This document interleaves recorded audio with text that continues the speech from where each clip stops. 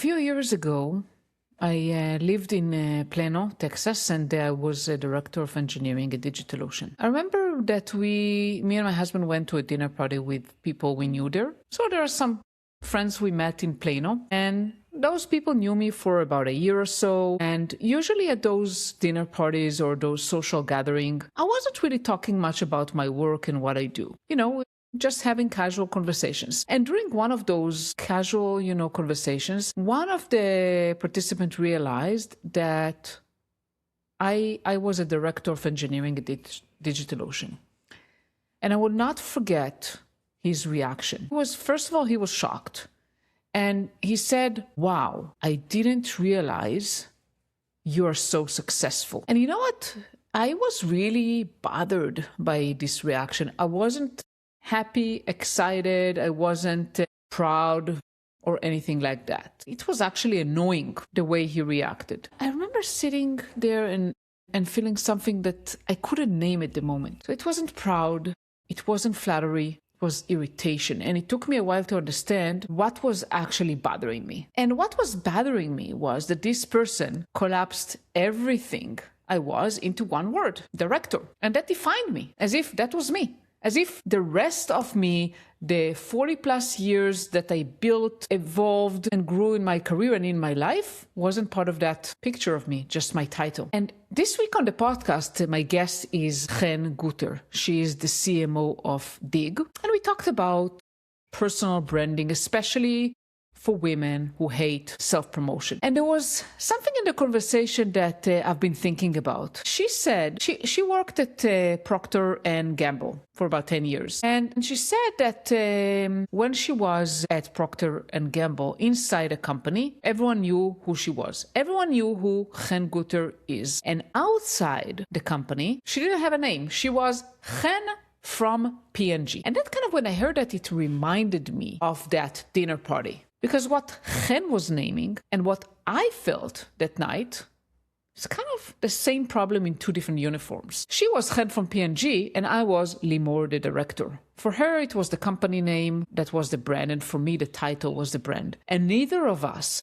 designed any of it. For those of you listening, if you are an engineering leader, a manager, a director, a VP, or someone in tech leadership, and you have been in the same company for some time, for several years, this is the conversation you need to have with yourself before you try to take the next step. Because the brand that's being built for you right now, by default, is not necessarily the one that's going to carry you into the room you actually want to be in. Something else, was interesting in the conversation with Chen that actually surprised me. She said that marketers are actually the worst at personal branding because they know what good marketing looks like. So they over-edit themselves into silence. That was kind of surprising because I did have this perception that marketers are the best at personal branding. Engineers, people like myself, I'm an engineer at heart, we have a different problem, but eventually leads us to the same place. I don't know if necessarily I was trained that personal branding is hard, but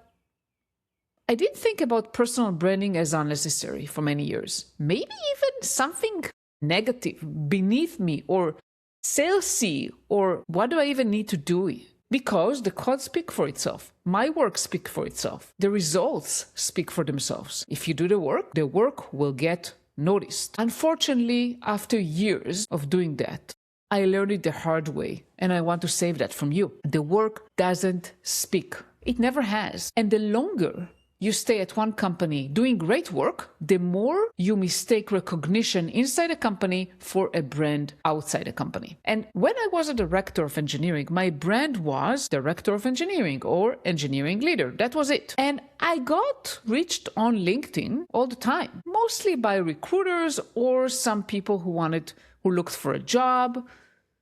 And recruiters offer me jobs, but every single offer was the same offer, either director or VP of engineering, somewhere else doing similar work. At the time, it made sense because that was what I did. That's all I had told the world I was. Actually, I didn't tell anything. I had a LinkedIn profile, and the LinkedIn profile told a story. Based on my experience, that's what I do. The role was my brand. The brand was my role. I never separated between the two. And here's the question that took me longer than I'd like to admit, to even ask. If the only opportunities coming for me are the ones that match the role I'm already in, what does it say about how I am being seen? During the episode, I shared with Chen a story about my first manager. Actually, it was a female manager. She was very tough. To be honest with you, she was bitter, a bitter woman. And the whole year I worked with her, it was my first role ever. It was terrible. I was really terrified of her. I felt really terrible. And I told Chen that what got me through this tough period was through telling myself it's about her, not me. And I advised the listeners in the episode with Chen, don't take it personally. Like if someone gives you a harsh feedback, don't take it personally. Chen disagreed with me. She pushed back hard. She said, you cannot really tell someone not to take it personally. Everything is personal. I actually really appreciated that. I appreciated the discussion and someone challenging me. And it got me thinking, is it even possible to take it not personally? And the thing is, when I tell my client, don't take it personally, I don't mean don't have feelings about it. So we're all human beings. I am a human being too, and I have feelings. So with that first experience I had with that female manager, I felt horrible. It was very unpleasant. It was tough. I will not lie and say it didn't affect me. I felt terrible working with her. I counted the days until I will be able to move to work for someone else. But the thing is, the fact that I have feeling doesn't mean that I have to take it all on myself. And when I tell my client, don't take it personally, what I mean is, don't take their behavior means something about you. This is the difference. Chen is absolutely right that you can't just will yourself to not feel something. But you can ask a different question about why the other person is acting the way they are. And I'll tell you another story from my career. I remember sitting in a meeting with several engineering leaders. I said something, I don't even remember what it was. And one of the engineering leaders was a peer, dismissed it. It wasn't just disagreement, it was dismissal in a very ugly way. And to be honest, I was shocked when it happened. And I walked out of that meeting very upset. I felt terrible. How is that person treating me like that? He's a total jerk. And I sat with it for a while and I was upset. And then I asked myself, what is this behavior serving for him? Why did he need to put me down in front of other leaders in the room? And to be honestly, the answer was almost certainly that he felt threatened by me being there, by me saying what I had to say, by something I did. And it wasn't really about me or what I said. It was about what he needed to feel about himself. And I guess putting me down, dismissing me, disrespected me, made him feel better about himself. And it's his, not mine. And here's what I think matters in this conversation about personal branding. When you're only your title, every small thing that happens to you can shake your whole existence. If Limor, the director, was all I was, that meeting could have wrecked me for weeks because the role was my identity. There was no room for any of that to be about him. It was all about me. The work of designing your brand on your own term is not just about getting opportunities. It's about to be able to walk in a room and have a piece of you that no one else gets to touch. And there was a point before I left corporate when I realized that if the only offers coming to me were director of engineering offers, then director of engineering was the only brand I had.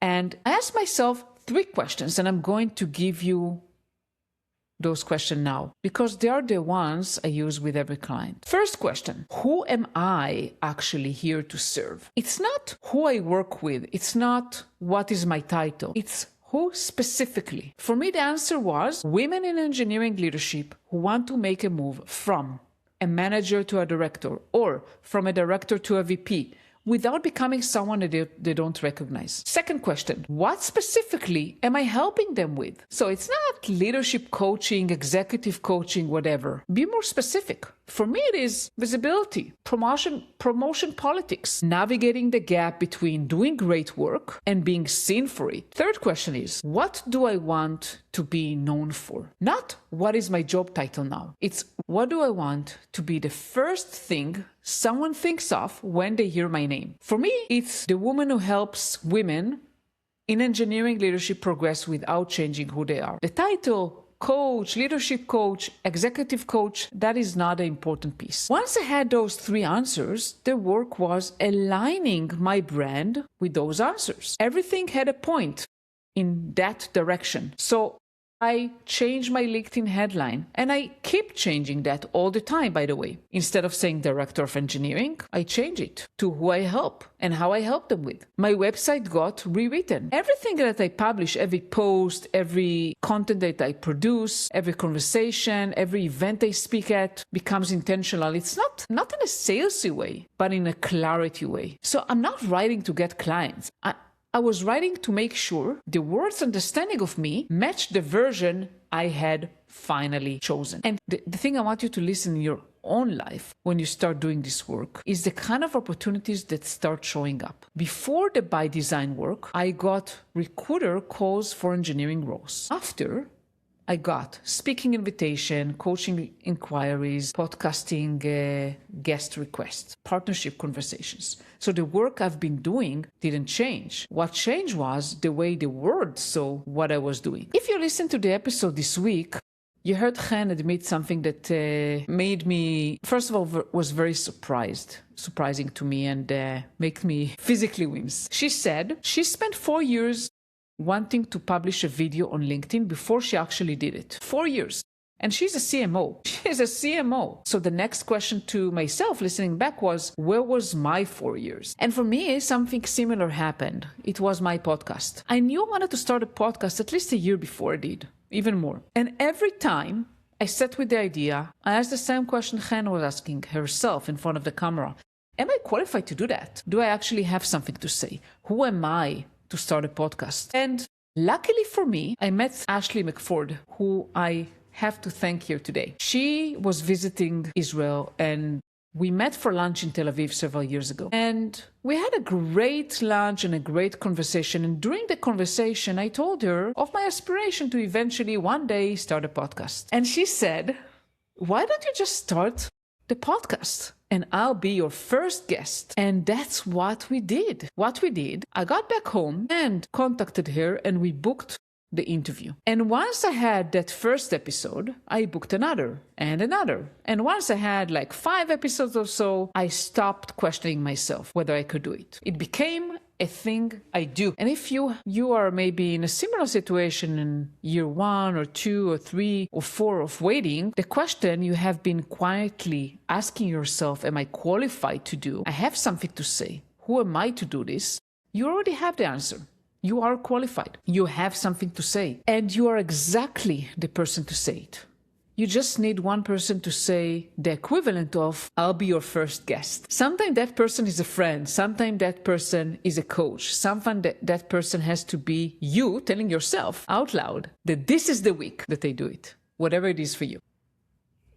Going back to that dinner party in Plano, that person who said, I didn't know you're so successful, he wasn't wrong about the title. He was wrong about me. And the only reason he was wrong about me was that I never given him or anyone else any other way to see me. And that's the thing about brand by default. It is never your enemies who write it. It is your silence. And if there's one thing you take from this episode, let it be this. You are not your title. You are not your company name. You are not the role you happen to be in right now. And if the way the world sees you is collapsing into any of those things, the work is not to fight harder for recognition inside the role, but to give the world something else to recognize. And I want to hear from you. What would your dinner party moment be?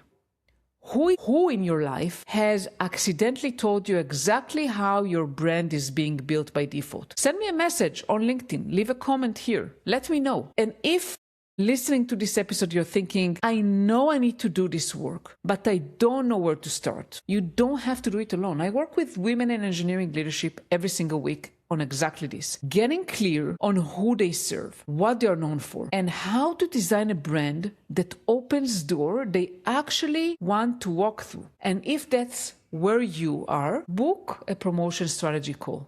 The link is in the show notes. Let's figure out your next move together. Thank you so much for listening, and I'll see you in the next episode.